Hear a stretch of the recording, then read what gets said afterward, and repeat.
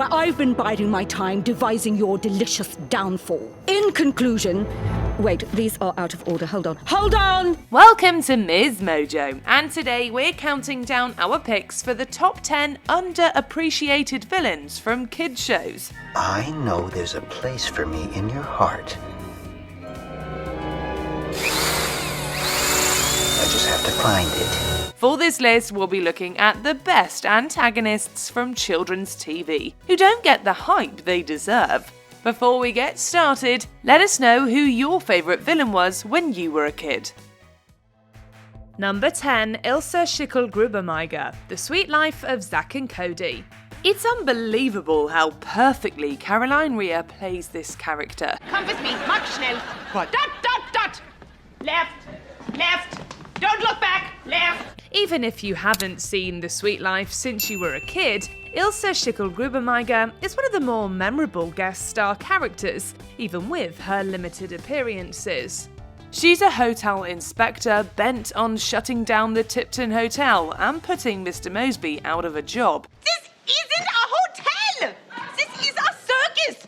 There's dogs and cats and rats and clowns and twins. The only thing missing is a bearded lady. Her over-the-top German accent, too straight posture, and braided buns made her the perfect kids show villain, and her lines were always hilariously terrifying. She's downright evil and a character we love to hate. We can all agree Miss Schickel-Gruber-Meiger didn't get nearly enough screen time. Oh, that is disgusting. There is a hair in the punch bowl. Yeah, that would never happen at the St. Mark. Enjoy. Number 9, Toyman, Superman, the animated series. For those of us petrified of dolls, Toyman is one foe we'd rather forget. I'm ever so sorry to spoil your nice celebration, but I have a very important message for your boss, Mr. Mannheim. There's just something so freaky about a mask that grins all the time. Add on the murderous motive, and you've got yourself some super nightmare fuel. He was only featured in 2 episodes of Superman, the animated series, and despite how creepy Toyman is, we would have loved to see him in more. Childhood is a terrible thing to lose, Miss Lane, but I'm getting mine back with a vengeance. Even after his mask was cracked and abandoned in his intro episode, we never actually got a face reveal, which somehow makes his character all the more creepy. Oh, Darcy.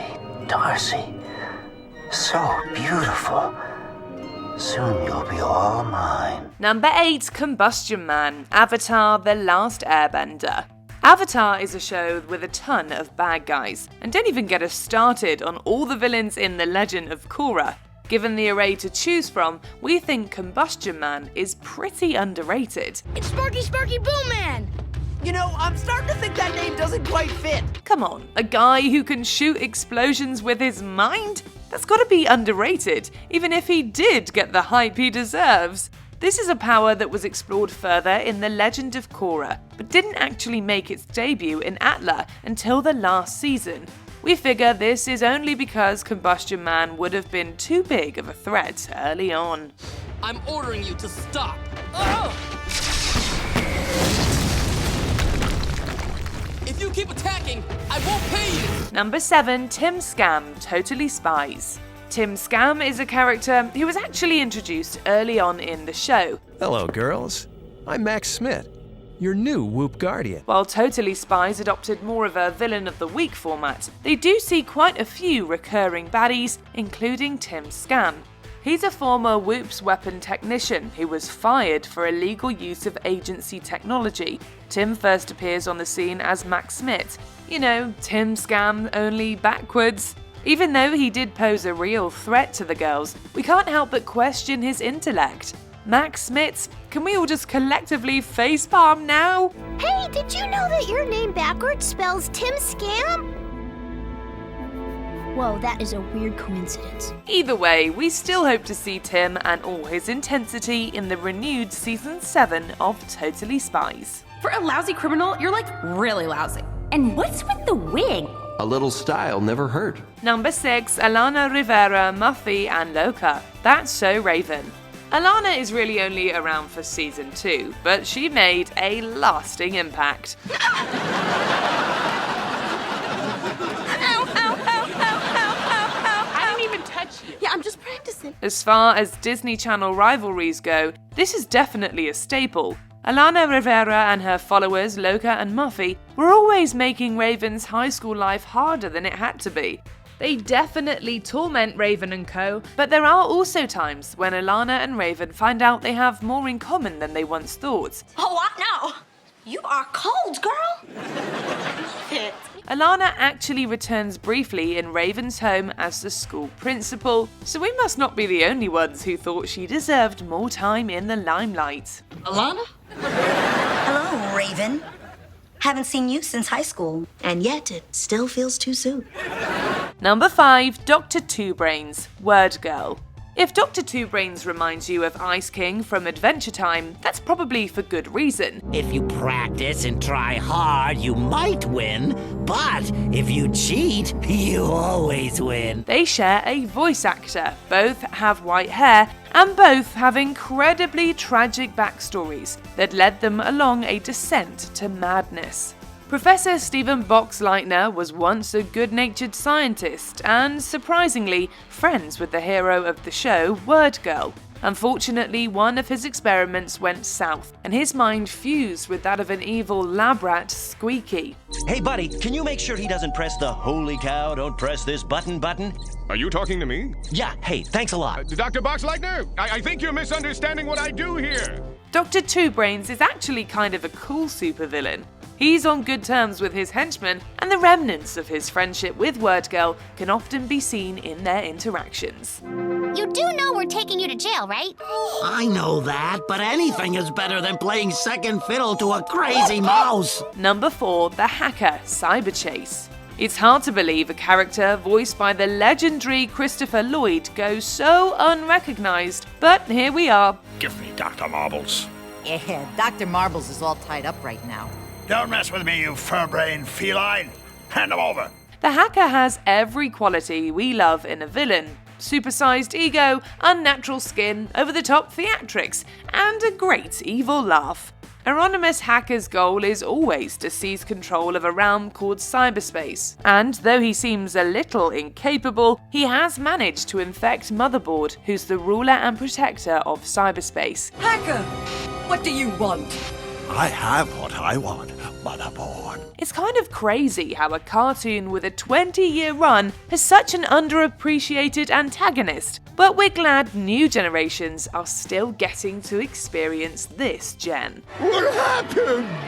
What did I go wrong? How could I lose? Number 3, Flintheart Glomgold, DuckTales.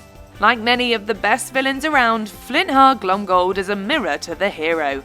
He's everything Scrooge McDuck is, only he has no moral boundaries. Well, if you want that old peanut farm so badly, Scrooge, old pal, just sign on the dotted line. Both characters are obsessed with money, but unlike Scrooge, who insists on fairness and integrity, Glomgold is never opposed to cheating. Don't be ridiculous. Who can sleep when you're plotting against a nemesis? The creators of the 2017 DuckTales reboot must have also felt that this antagonist was underappreciated, because they gave him a whole narrative arc involving amnesia and an identity crisis. We won't spoil it here, in case you haven't gotten around to watching it yet, but it's everything we could have hoped for Scrooge McDuck's personal nemesis. I win!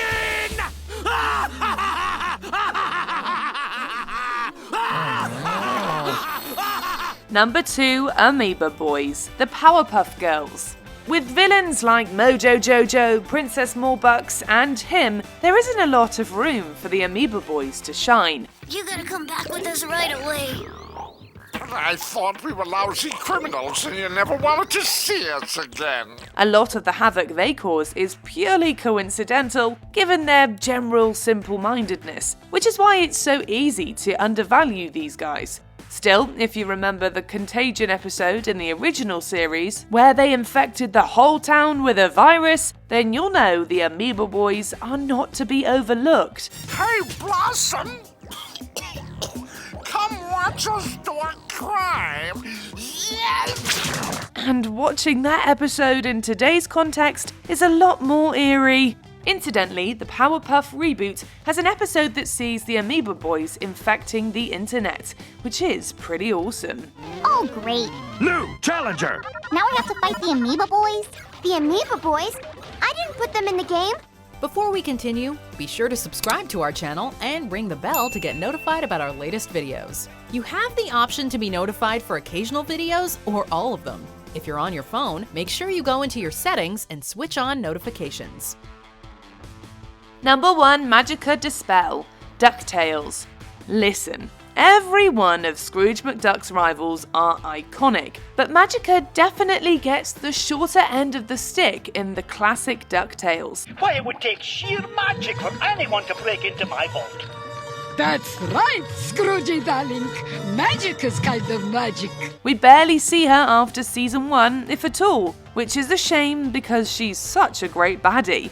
Forever after Scrooge's number 1 dime, Magica Dispel is a powerful sorceress, every bit as flamboyant and conniving as you might expect from someone named Magica. Well, well, look what the wind blew in. It is nap time, darling. Just like Glumgold, the creators of the DuckTales reboot must have seen her value too, because they gave her the spotlight she deserves, and she definitely stands out as Scrooge's most worthy opponent. Come on, using her niece as her own personal puppet? That's intense, even for her. I won't let you do this. Yeah, Oh, except at the moment of the eclipse, my powers will finally unleash, and I'll be an invincible juggernaut of dark magic! Do you agree with our picks? Check out this other recent clip from MsMojo, and be sure to subscribe and ring the bell to be notified about our latest videos.